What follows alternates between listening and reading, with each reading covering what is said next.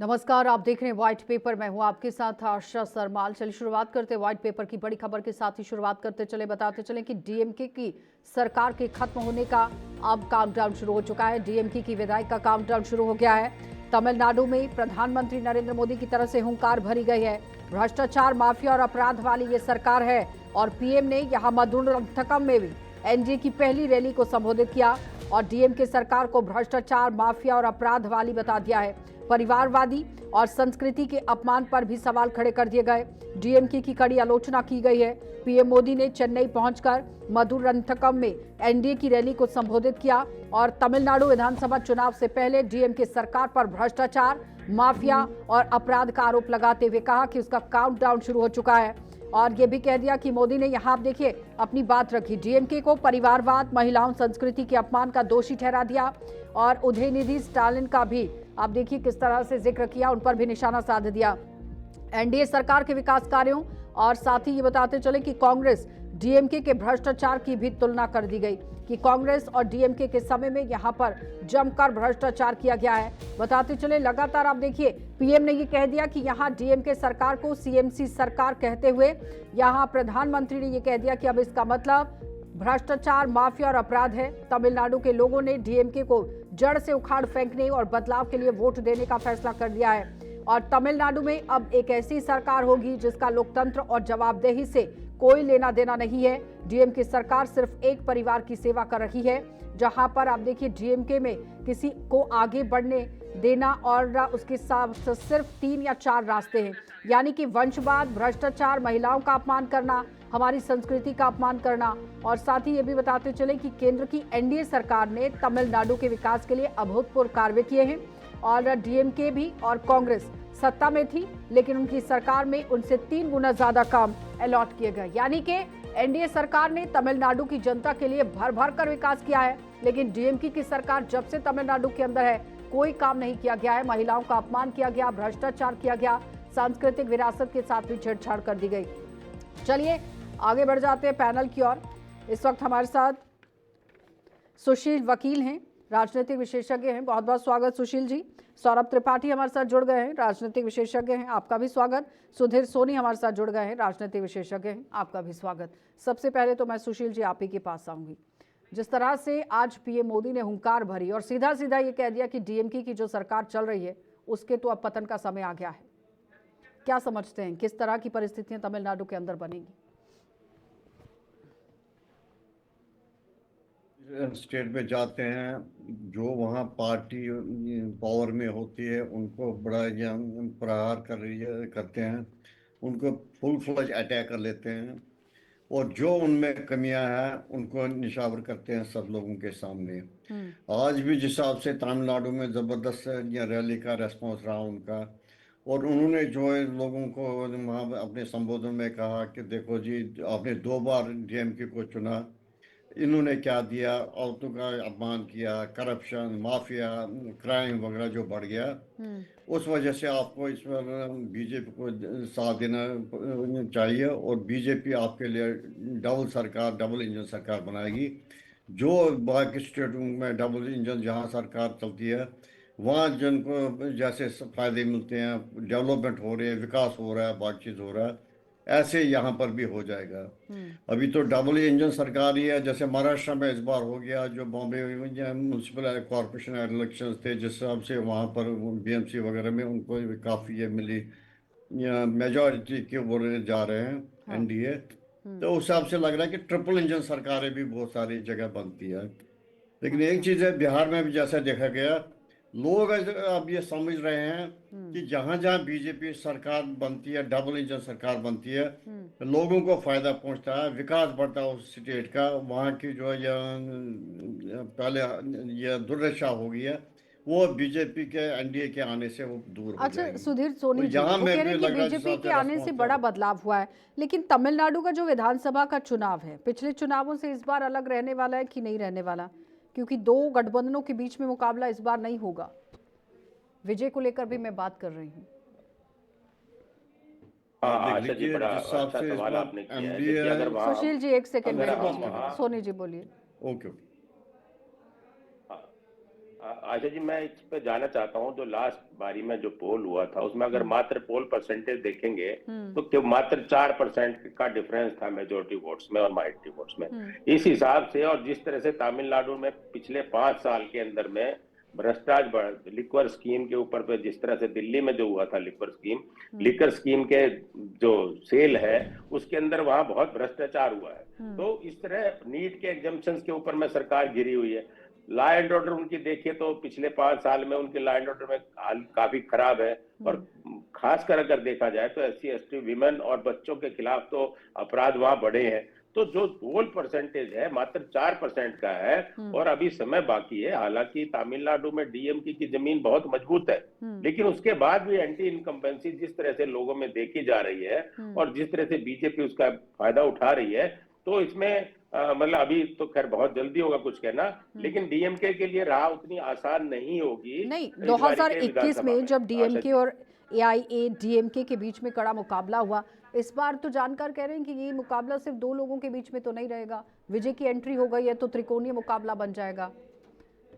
लेकिन पिछले दिनों जो कार्रवाई नहीं, विजय मैं पर ऐसा हुई, जी ऐसा नहीं मैं बिल्कुल ठीक कहा आपने। मैं ऐसा नहीं मानता कि बीजेपी को किसी ना किसी के साथ अलायंस वहां करना पड़ेगा। बीजेपी अपने खुद की ताकत पर, क्योंकि देखिए काडर की अगर बात करें, रूरल बेल्ट में अगर बीजेपी की बात करें तो उनको अभी बहुत काम ग्राउंड पर करना है। अभी उनका काडर जो वर्कर है वो ग्राउंड पे उतना मुस्तैद नहीं है जितना DMK और AIADMK का। ठीक है सौरभ जी, 243 सदस्य, ये 234 सदस्यों वाली विधानसभा है, लेकिन 1967 से अगर तमिलनाडु के इतिहास को हम देखते हैं, DMK, AIADMK, इन 2 पार्टियों ने राज किया है बारी बारी। लेकिन इस बार के चुनाव को आप कितना समझते हैं कि महत्वपूर्ण है? क्योंकि ट्रायंगुलर चुनाव अगर इस बार हो जाता है, जिस तरह से एंट्री बताया जा रहा है कि विजय की होगी और वो एक साफ छवि रखते हैं राजनीतिक परिस्थितियों में, राजनीतिक के हिसाब से अगर देखा जाए। देखिए आशा जी, बीजेपी के लिए साउथ हमेशा से एक टफ टारगेट रहा है और एक अजय किला रहा है जहां पर कभी भी उसने एक भी सीट नहीं जीती है। अगर मैं 2011 से अगर देखता हूं विधानसभा इलेक्शन, तो वो 2% के लगभग जो है वो उनका वोट शेयर था। 2016 में ये वोट शेयर बढ़ के लगभग 3 से 4% के बीच में आया था, लेकिन 2021 में ये वापस 2 पॉइंट समथिंग हो गया था। और जिस समय प्रधानमंत्री नरेंद्र मोदी की बहुत एक लहर चल रही थी 2014 में, एक अजय उनका जो रथ चल रहा था, उस समय भी उनका वहां पे कोई बहुत ज्यादा असर देखने को नहीं पड़ा और वहां पे भी जो वोट शेयर था वो 5% का था। 2019 में ये 5% के लगभग आया। 2024 में हालांकि ये 11% हुआ, लगभग 3 गुना बढ़ गया, लेकिन 3.6 से 3 गुना हो गया, लेकिन फिर भी एक भी सीट जीतने में सफल नहीं रहे। अगर हम इसको कंपेयर करते हैं वेस्ट बंगाल से, वेस्ट बंगाल में बीजेपी ने बहुत अच्छा किया है पिछले कुछ सालों से। अब बीजेपी के लिए ये चाहे वेस्ट बंगाल हो चाहे तमिलनाडु, ये दोनों ही ऐसा क्षेत्र है जहां पे वो अपनी सरकार बनाने के लिए लगे हुए हैं, प्रयासरत हैं। वेस्ट बंगाल में तो फिर भी कहीं ना कहीं एक उम्मीद दिखती है, लगता है कि वहां पे चांसेस हैं, क्योंकि 2011 में वहां पे 2 से 4% था, 2016 में लगभग 10% था, 2021 में 38% था और 77 सीट जीते थे, जो कि उसके पहले 3 सीट से मतलब 74 सीट बढ़ी थी। 2019 में ये लगभग वहां से 18 सीट जीते थे। यह बात अलग है कि 2024 में 12 सीट पर आ गए। अगर हम टोटल वो देखते हैं तो आज भी बीजेपी उधर स्ट्रगल कर रही है, चाहे वो ममता दीदी के अगेंस्ट में हो वेस्ट बंगाल में, और चाहे वो लेकिन तमिलनाडु आपको में। नहीं तो ये लगता देखते है हैं कि सौरभ जी प्रधानमंत्री जी का कि 120 व्यक्तिगत तो सीटों प्रभाव है। पर नहीं, सौरभ जी आपको नहीं लगता है कि सिर्फ 234 में से 120 सीटों पर फोकस कर रही है इस वक्त बीजेपी, जो कि द्रविड़ राजनीति के जो गढ़ हैं वहां बीजेपी इतनी आश्वस्त नजर नहीं आ रही है, लेकिन 120 सीटें जो कि विनिंग सीट लेकर चल रही है बीजेपी। आशा जी, बीजेपी के लिए वहां पे अभी सरकार बनाना नहीं, सबसे बड़ी चुनौती है वहां पे अपनी उपस्थिति दर्ज कराना। जब एक बार आप अपनी उपस्थिति दर्ज करा लेते हैं तो आप में यह आत्मविश्वास हो जाता है कि हम वहां जीत भी सकते हैं। वेस्ट बंगाल के लिए जैसे इस बार प्रधानमंत्री ने सिंगूर से अपनी सभा स्टार्ट की, अगर आपने ध्यान हो, और सिंगूर वही जगह है जहां पे ममता बनर्जी ने 2006 में जब वहां पे नैनो का प्रोजेक्ट आया था तब वहां से स्टार्टिंग किया था। उन्होंने उसी जगह को चुना अपनी रैली को स्टार्ट करने के लिए जहां पे कभी ममता दीदी ने अपनी जो है पूरी राजनीतिक तरह चलाई से है यात्रा वहीं से। शुरू की थी। हाँ। तो जी मैम कुछ कहा आपने? मैंने कहा सिंगूर से मैं ही कह रहा था कि राजनीति मैं चलाई है वहीं उन्होंने। से उन्होंने उस यात्रा, जी वहां से उन्होंने शुरू किया और उन्हीं चीजों को टारगेट किया जिसपे ममता दीदी जहां पे जिन इन चीजों पे टारगेट किया जिसपे जो है चोट करना वो जरूरी ठीक समझते है। थे। अच्छा। लेकिन वेस्ट बंगाल में उनकी उपस्थिति दर्ज हुई है, 3 हाँ। से बढ़ के 74 सीट बढ़ी और 77 पे पहुंची। यहाँ पे हम नील बटा सन्नाटा है। अच्छा यहाँ पे सुशील तो जी, अगर वो इनका कह रहे हैं कि अभी तो तमिलनाडु के खाता अंदर तो खोलना अभी ही नीलबट्टा सन्नाटा है, लेकिन खाता खुलना ही शेष है। तिरुवनंतपुरम में जो जीत मिली तो फिर दक्षिण का असर देखने को मिलेगा या नहीं मिलेगा? क्योंकि तिरुवनंतपुरम में अब जिस तरह से ये पड़ोसी राज्य था तमिलनाडु का और राजधानी भी है, त्रिशूर जैसे इलाके में बीजेपी हालिया प्रदर्शन करती है, तो उसका खासा असर इस बार चुनावों में रहेगा कि नहीं रहेगा? वो कह रहे हैं कि सिलबट्टा सन्नाटा है इस वक्त तो देखिए बीजेपी के पास।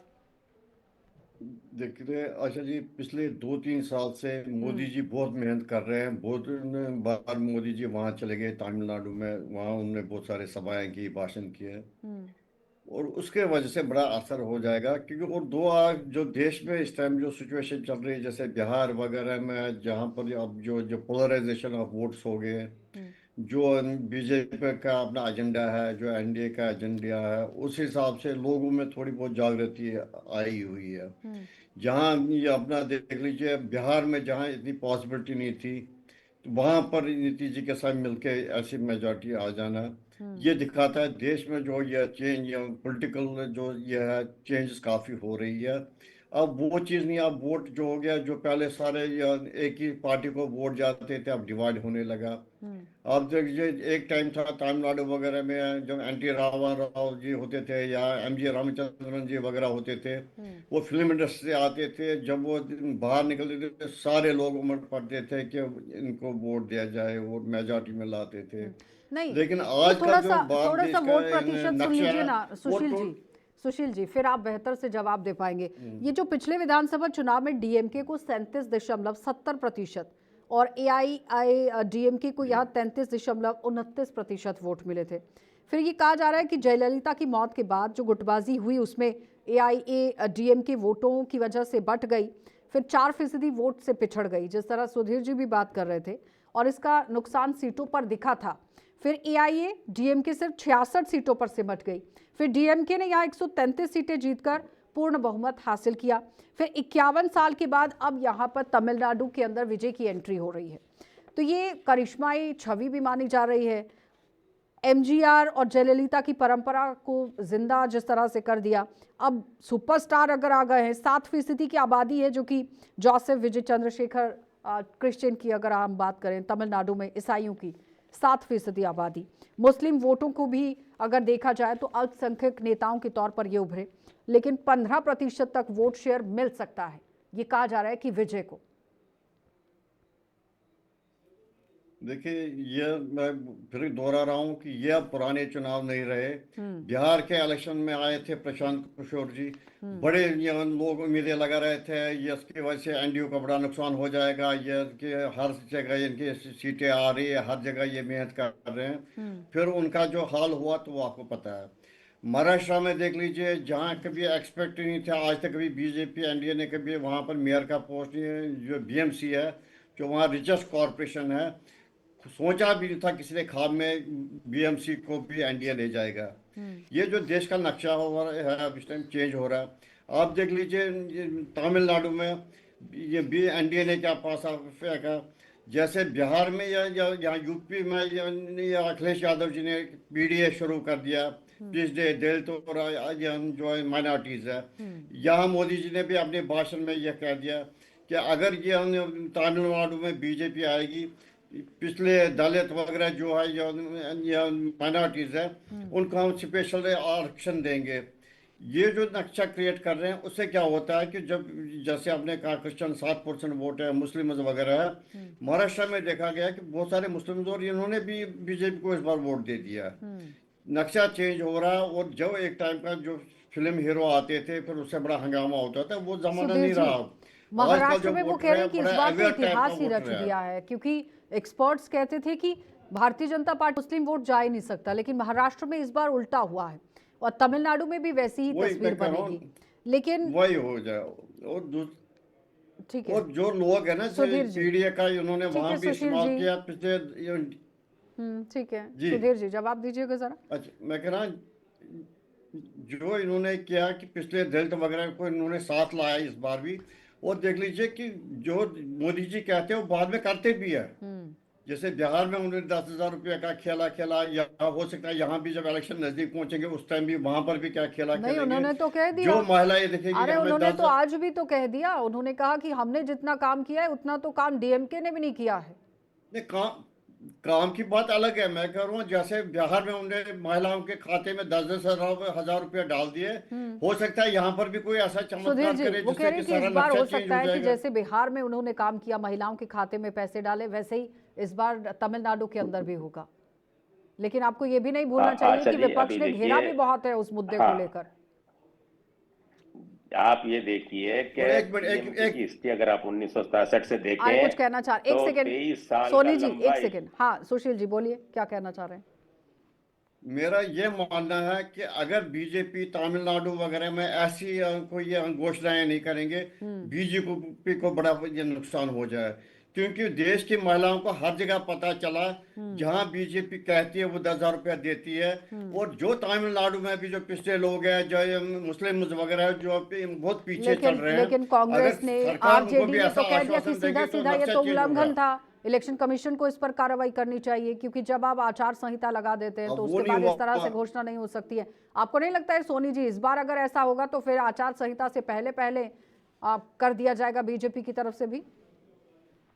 और अटकलें तो ये भी देखिए, लग मैं रही तो हैं ऐसा कि मानता हूँ जो फ्री बाइज जो बांटने की प्रथा है, तो उसमें कहाँ डीएम के पीछे, जब उनका तो राज्य है वहां, हाँ तो वो भी फ्रीबीज। ऐसा तो वो पहले वो भी करेंगे। हम्म मेरा अपना मानना ये है आशा जी कि देखिए एक बड़ा स्ट्रॉन्ग होल्ड है, ऐसे जैसे अभी आपने बताया 23 साल की लंबी हिस्ट्री है उनके राज करने की, और 1977 से ले तो 14 साल की है। तो इतने स्ट्रॉन्ग होल्ड पे डीएम को बैक फुट पे भेजने के लिए अभी बीजेपी में वो सामर्थ्य नहीं है। जो ये अभी सौरभ भाई जो बात कर रहे थे बंगाल की, बंगाल में एक बीजेपी को एक एडवांटेज रही कि सीपीआई का जो काडर जो स्ट्रेंथ थी वो सारी की सारी, आप बीजेपी के कौन से नेता बताइए आप अपने उनके अपने हैं बंगाल में, सारे टीएमसी के नेता उनके इंपोर्ट किए हुए हैं। तो वो स्थिति बिल्कुल विभिन्न है आपके बंगाल की और तमिलनाडु की। तमिलनाडु में इतनी स्थिति आसान नहीं होगी बीजेपी के लिए, हालांकि अभी कहना थोड़ा सा जल्दी होगा, आने वाले समय में समय बताएगा क्या होगा। लेकिन अरे फिर जल्दी भी कितना मेरा ही है, ऐसा अभी मानना तो है कि मार्च जैसे में अभी कहा, मार्च में चुनाव हो जाएंगे और जनवरी तो खत्म होने को आ गया है, एक ही महीना बचा है बीच में जो भी कार्रवाई करने की। लेकिन आशा जी सुधीर जी मुझे ये बताइए अभी कि तो चुनाव के दौरे शुरू होंगे। हाँ सुधीर जी, ये बताइए, अन्नामलाई की लोकप्रियता जी। और आक्रामक जो तेवर दिख रहे हैं, युवाओं के बीच में एक अच्छी पकड़ उन्होंने बनाई है, आपको नहीं लगता है कि कुछ फायदा तो होगा? नहीं, जरूर डीएमके को नुकसान होगा, लेकिन ये क्या पता उसको जो वोट ट्रांसफर होगा सारा डीएमके का ही होगा। वो हो सकता है एआईडीएमके का भी हो, पीएमके वहां एक ऐसी पार्टी है जिसपे बहुत सालों से लोग ट्रस्ट कर रहे हैं, मात्र 5 एमएलए उनके। तो ये जरूरी नहीं कि बीजेपी को जितना वोट जाएगा सब टीएमसी का ट्रांसफर होगा।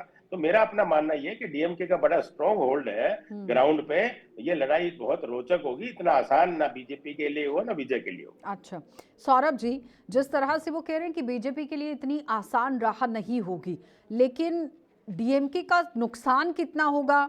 क्योंकि राज्य की जो 12% ईसाई मुस्लिम वोटर पारंपरिक तौर पर उसके यानी तो द्राविड़ राजनीति में उदय हुआ, वो डीएमके को सीधा सीधा नुकसान पहुंचा सकता है। और फिर ये भी कहा जा रहा है कि जो भाषण होंगे, जनसभाओं को संबोधन जब होगा, तो स्टालिन के लिए आरोप लगाए जा रहे हैं कि भारतीय जनता पार्टी के साथ जा सकते हैं, वहां से विजय अपने लिए जगह बनाने की कोशिश जरूर करेंगे। अरे आशा जी, प्रधानमंत्री नरेंद्र मोदी जी के काम करने का पैटर्न बहुत डिफरेंट है। अगर आप देखें तो वो इलेक्शन अभी आए हैं, लेकिन वो कहीं ना कहीं बैक एंड पे बहुत पहले से काम कर रहे थे। अगर हम देखें इस पैटर्न को फॉलो करें तो जब ये नई संसद बहुत बनी थी तो वहां पे जो राजदंड आया था वो कॉन्सेप्ट तमिलनाडु का था। वहां पे जो ज्यादातर के बाद भगवान राम की जो मूर्ति बनी है, जो काले पत्थर की जो मेन मूर्ति बनी है, जो मेन है, वो भी तमिलनाडु के ही कॉन्सेप्ट से था। तो कहीं ना कहीं बैक एंड पे वहां के लोगों के दिमाग में अपनी एक छवि बनाने की कोशिश कर रहे थे। और इस इलेक्शन में मैं बहुत ये, अब प्रधानमंत्री जी हैं, मोदी है, तो मुमकिन है वो एक अलग विषय है, लेकिन अगर बीजेपी 10% सीट भी, 10% बहुत बड़ी संख्या बोल रहा हूँ, आपने वोट शेयर को भी अगर ये 10% बीजेपी खींच लेती है, तो मुझे 10% उसमें इजाफा कर लेती है, तो मुझे लगता है कि बीजेपी के लिए अपने आप में एक बड़ी सफलता होगी। ठीक है, तो मतलब मान लिया जाए फिर स्टालिन के लिए इस बार अग्नि परीक्षा ही होगी, क्योंकि वीसी के, एमडीएम के, आईयूएमएल जैसी पार्टियां गठबंधन के साथ चुनावी मैदान में होंगी। फिर 2021 में अपने दम पर जो तमिलनाडु की सत्ता इन्होंने हासिल की है डीएमके ने, तो एआईए डीएमके में जयललिता का जब निधन हुआ तो लड़ाई का फायदा भी मिला। फिर 139 उनके गठबंधन को 159 सीटें मिल गई डीएमके को। 2019-14 के लोकसभा चुनावों में भी विपक्ष को कोई खास चुनौती यहां पर नहीं मिली। क्या लगता है, मतभेद सुलझाए जाएंगे डीएमके और एआईए डीएमके की तरफ से? जैसे जैसे इलेक्शंस करीब आएंगे ये चीजें और क्लियर होंगी। और जैसे जैसे वोट, जहां तक बात रही विजय जी की, मुझे लगता नहीं, मतलब यूथ में इनका एक क्रेज हो सकता है, पर मुझे लगता नहीं कि इतना इम्पैक्ट डाल पाएंगे इलेक्शंस में। 7% ही वोट है। और वहां पे एक चीज और भी है, अगर नॉर्थ में और साउथ में कंपेयर करें, तो जो नॉर्थ का जो एक जैसे जो नॉर्थ के लोग तो फिर भी एक, मुझे नहीं लगता कि अपनी पूजा पद्धति को लेकर उतने ज्यादा कट्टर कह सक, मतलब कट्टर वर्ड मैं यूज कर रहा हूँ। उधर के लोग तो बहुत ज्यादा इन सब चीजों को लेकर संवेदनशील होते हैं। अगर इसको बीजेपी ने ठीक उठा लिया तो इनको फायदा हो सकता है उन बयानों के विरोध में, पब्लिक की सेंटीमेंट्स को अपनी तरफ मोटिवेट करने के लिए उसका ये उपयोग अच्छे से कर सकते हैं। प्रधानमंत्री जी इस चीज में माहिर है। ठीक। अच्छा सुशील जी, जो एआईएडीएमके है, अपनी रणनीति इस बार बदलेगा कि नहीं? क्योंकि 2 लोकसभा 1 विधानसभा चुनाव में हार के बाद रणनीति बदली थी। फिर गठबंधन में जो बीजेपी ने गठबंधन के लिए तेज तरार नेता जो कि अन्नामलाई थे उन्हें शांत कर दिया। फिर पलानी स्वामी ओबीसी दलित कैडर वोटरों को साधने के लिए डीएमके विरोधी ताकतों के साथ लाने के लिए जुट गए। तो इस बार आपको लगता है कि रणनीति बदलेगी कहीं ना कहीं? देख लीजिए, अगर जो वो जिसके बीजेपी के साथ जुड़ जाते हैं, जो उनका जो ताकत मिलेगा, नेचुरली एआईएडीएम को भी बीजेपी की वजह से ये ताकत मिलेगी। अगर दोनों इकट्ठे लगते हैं, और छोटी छोटी 2-3 पार्टियां हो रहे, अगर इकट्ठे लगते हैं तो दोनों मजबूत हो जाएंगे काफी। अब जैसे आपने सौरभ जी कह रहे थे, जो वो कुछ सच्चाई कह रहे थे, जैसे पार्लियामेंट में जब नया पार्लियामेंट का इनॉग्रेशन था, वो उसके बाद जो भगवान राम का तो मूर्ति तो है ही, लेकिन इस बार देख लीजिए कि 4-5 महीने पहले काशी वाराणसी में एक बहुत बड़ी तमिल संगम की एक बड़ी कॉन्फ्रेंस हुई, जिसमें चली कि बीजेपी जो करती है ना, वो पहले से ही तैयारी करके रखती है इलेक्शन में। और इस बार जो ये हिंदू वोट जो हो रहा है, ये कंबाइन हो रहा है कि तमिलनाडु में भी तमिल कल्चर जो है बड़ा स्ट्रांग मतलब हिंदू आज कल्चर पीएम है। की देखिए, क्योंकि जो नहीं सुनिए ना सुशील जी, अब जिस तरह से विजय की अब बात है कि भाई स्टालिन जो है वो बीजेपी के साथ जा सकते हैं, लेकिन डीएमके के लिए तो सीधा सीधा पीएम ने कह दिया कि इनका तो पता ना जारी रहेगी, क्योंकि एआईएडीएमके भी अपने कुनबे को समेटने के लिए लगा हुआ है। रैली में जिस हिसाब से आज पार्टिसिपेशन थी एआईएडीएम के भी, मोदी जी के साथ उनका जो जनरल सेक्रेटरी वगैरह था वो भी मिलने आए थे, उससे लग रहा है कि उनके जो आइडियोलॉजी है डिफरेंट है, वो आपस में नहीं। अच्छा सुधीर जी, वो कह रहे हैं कि आइडियोलॉजी डिफरेंट है, आपस में बनती नहीं है, मेल नहीं खा पाएंगे, लेकिन शहरी क्षेत्रों में बीजेपी ने अपनी मजबूत पकड़ बना ली है, जिसमें कोयम्बटूर है, मदुरै है, जल्दी से हो जाएगा। 10% वोट उन्होंने भी पिछले चुनावों में लिया था। सुधीर जी जवाब दीजिए जल्दी से। लेकिन इस बार तो नहीं चला उनका। हाँ, खुद ही नहीं मैदान में उतरे तो कैसे चलता? जब सेना का सरदार ही पीछे हट जाएगा तो सेना क्या करेगी? यही तो एक तो वहां सवाल बना कि नहीं बना? सोनी जी जवाब दीजिए जल्दी। जैसे सुधीर जी कह रहे थे ना कि 3 बार इन्होंने डीएमके की सरकार चली, ठीक है, हो गया सुशील जी। अब झंडा लेकर चलेंगे तो पीछे देखेंगे कि बाकी वाले लड़ ले, मैं ना लड़ूं, कैसे थोड़ी ना जीत सकते। सुधीर सोनी जवाब दीजिए। केजरीवाल जी का क्या? अरे सुशील जी ठीक है, हो गया। सुधीर सोनी जी जवाब दीजिए।